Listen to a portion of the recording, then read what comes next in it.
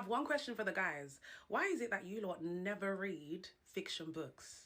Black boys are taught black and white. They're not taught nuance. There's a lot that goes into answering this question, but three big things that I kind of want to chat about. One, we don't allow little boys to have a sense of imagination. So I just did a stitch of a stitch because I love the topic that both creators are touching on. I will have them both tagged down below so you can watch their videos for your own context. Because black boys and the topic of imagination and allowing them to do things outside of the norms is so important in their growth process and their perspective of how they look at other people. And I've talked about this in past videos, but I remember so vividly within my childhood side of school, my mom would always make sure every Wednesday me and her together would go to the public library and I would pick out a library book.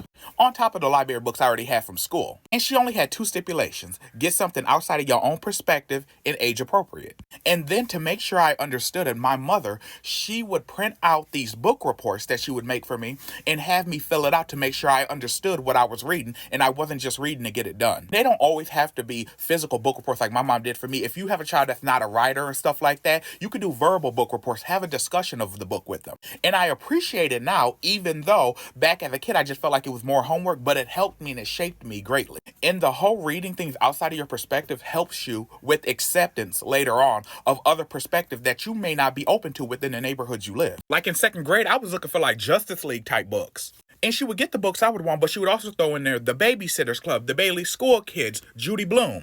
So when I read The Babysitter's Club about this group of like white babysitters, well, they weren't all white. Shout out to my girl Claudia Kishi, but it also taught me to learn about diabetes and stuff like that with my girl Stacy. Oh, I can't forget my girl Jessie too, Jessie Ramsey. I read Junie B. Jones, which side note, a Junie B. Jones parody is one of the first videos that blew up for me on here. And let's keep it real, as I got older and stuff, I read books like Shel Silverstein and then A Child Called It, which I don't know if that was age appropriate, but I read it and it was good. It was shell shocking. Then I read books like Tuesdays with Morrie, which shaped me in ways. And that book helped me and I could relate in certain ways because being with like a mentor that was dying reminded me of me and my mom helping me take care of my grandma in her later years and becoming her caregiver.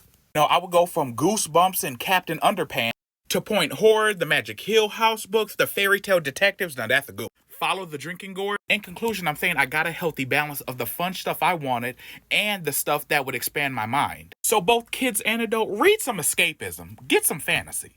And then parents, then talk to your kids about it too.